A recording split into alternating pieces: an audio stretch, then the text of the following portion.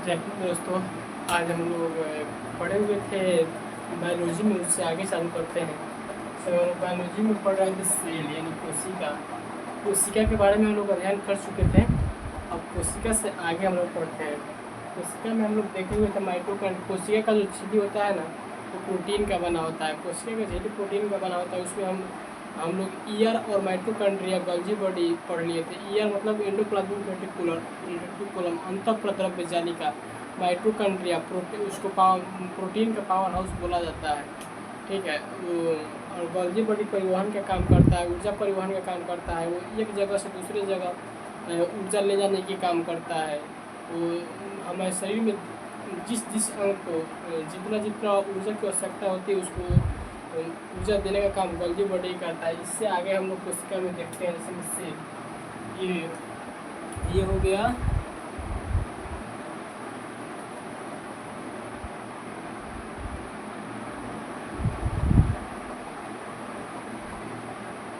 ये हो गया कोशिका। कोशिका के अंदर पाया जाता है माइटोकॉन्ड्रिया।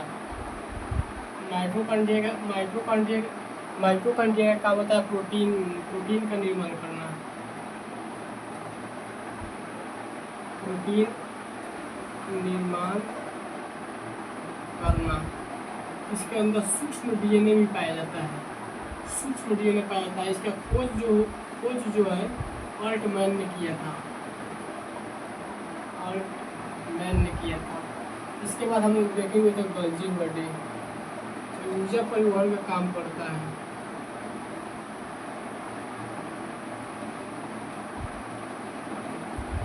ऊर्जा परिवहन का कार्य गॉल्जी बॉडी करता है। हमारे शरीर में जिसको ऊर्जा का जरूरत होता है, उसको ऊर्जा देता है। जैसे कोशिका झिल्ली अगर पूछ दिया जाए, कोशिका झिल्ली किस चीज़ का बना होता है, तो प्रोटीन का बना होता है। प्रोटीन का बना होता है कोशिका झिल्ली।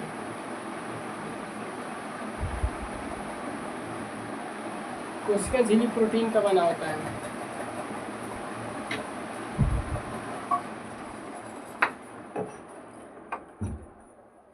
इसमें सेंट्रोसोम पाया जाता है। सेंट्रोसोम का काम होता है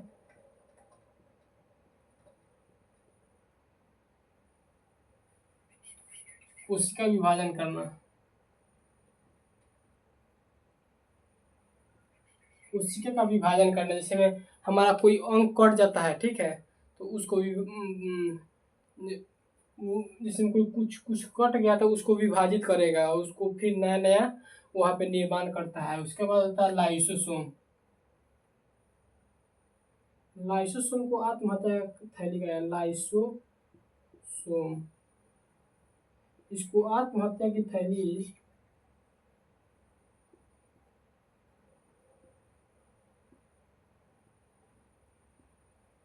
कहा जाता है। लाइसोसोम को आत्महत्या की थैली कहा जाता है। अगर मान लीजिए कि शरीर में कोई माइटोकॉन्ड्रिया, गॉल्जी बॉडी, सेंट्रोसोम या कोई भी अगर काम करना बंद कर देना, तो लाइसोसोम अपने आप को भड़का देते हैं। इसमें जल अपघटक एंजाइम पाया जाता है। लाइसोसोम के अंदर जल अपघट्य एंजाइम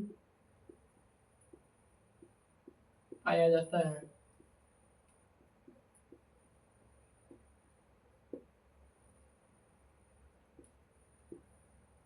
जो जीवित कोशिका को भी ये मार देता है लाइसोसोम।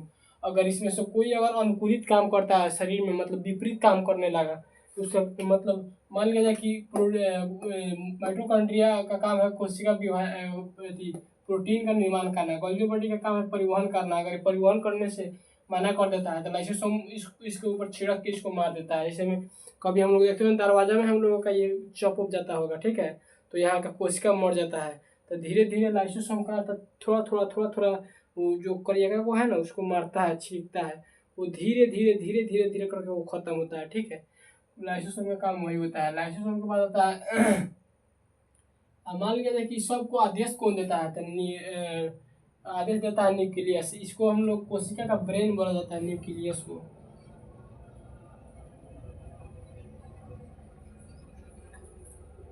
केंद्र।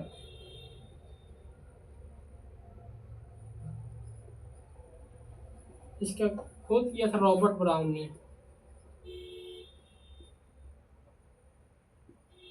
रॉबर्ट ब्राउन ने इसका खोज किया था। कोशिका का ब्रेन बोला जाता है इसको।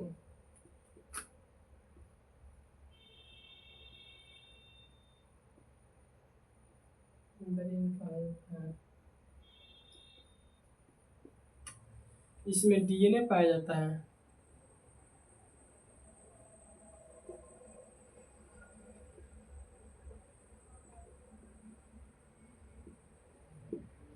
ये हमारे शरीर की सभी जानकारी इसमें स्टोर रहता है। शरीर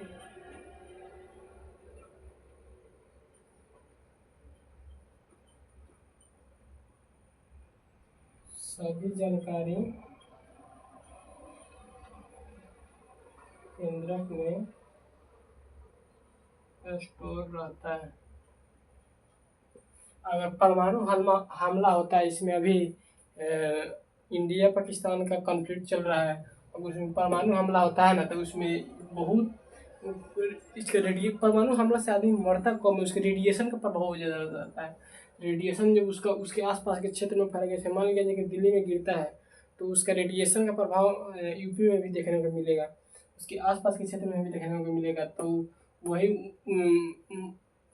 उसका रेडिएशन ना इसी पे अटैक करता है, केंद्रीय नाभिक पे या अटैक करेगा और बहुत सारा इन्फॉर्मेशन को मार देगा। इन्फॉर्मेशन को जैसे ही मारेगा ये, तो इन्फॉर्मेशन को मार देगा तो नेक्स्ट जनरेशन का बाल बच्चा मतलब लड़का पैदा होगा या लड़की पैदा होगी, तो उसका जिस इसमें तो सब जानकारी स्टोर है कि हाथ कैसे बनाना है, आँख कितना चाहिए, दो चाहिए, हाथ दो चाहिए, पैर दो चाहिए, कान दो चाहिए, नाक एक चाहिए, दांत इस तरह चाहिए, ओठ चाहिए यहाँ पे। अगर जिस जानकारी को इसमें से डिलीट मारा, वो नेक्स्ट जनरेशन में ख़त्म हो जाएगा, वो आएगा ही नहीं।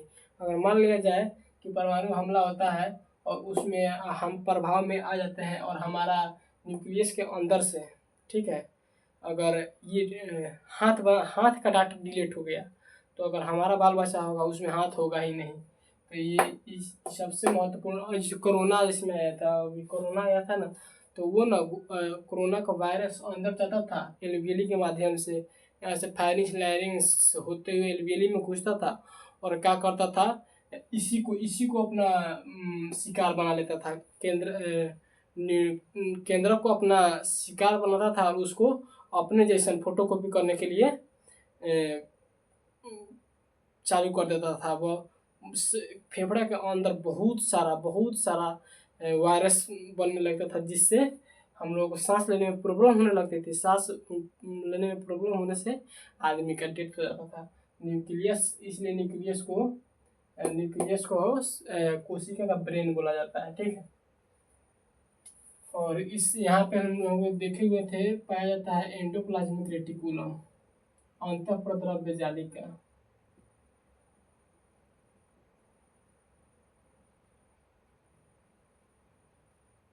ये दो प्रकार का होता है, वो स्मूथ होता है, वो रफ होता है। स्मूथ में वसा का पाचन होता है, रफ में दो प्रकार का होता है, 70S और 80S। 70S में जीवाणुओं में पाया जाता है, 80S हम लोगों में पाया जाता है, ठीक है।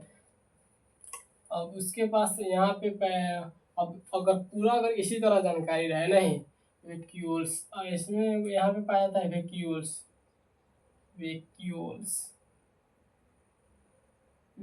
का काम क्या है? वैक्यूल्स का काम है पानी का स्टोर करना है, पानी स्टोर करता है।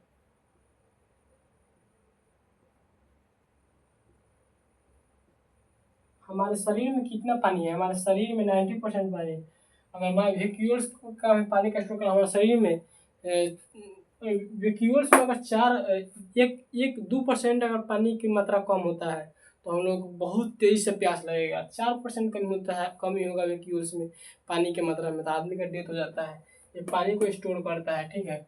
और अब ये तो सीधे अगर कोशिका के अंदर इसी तरह रहेगा तो ये तो सब एक दूसरे से लड़ने लगेगा। वह हमेशा ये लाइसोसोम फटेगा, ये अपने ये हमेशा इस सबको मारते रहेगा, तो दिक्कत ना हो जाएगा जी।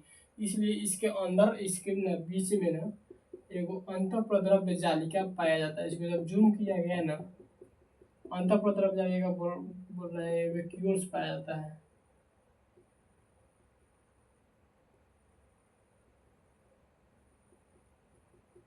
क्या बोले हैं वैक्यू, सॉरी सॉरी, जीव द्रव्य पाया जाता है। जीव द्रव्य, ये क्या है? जीव द्रव्य।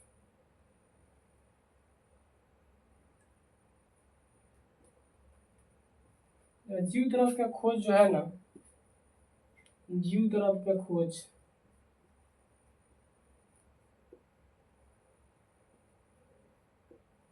पुरकिंजे ने किया था। पुरकिंजे ने किया था, ठीक है।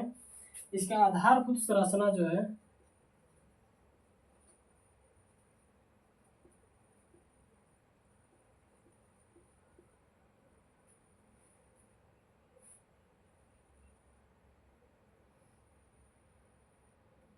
पुरकिंजे ने खोज किया, आधारभूत संरचना हेक्सले ने दिया था।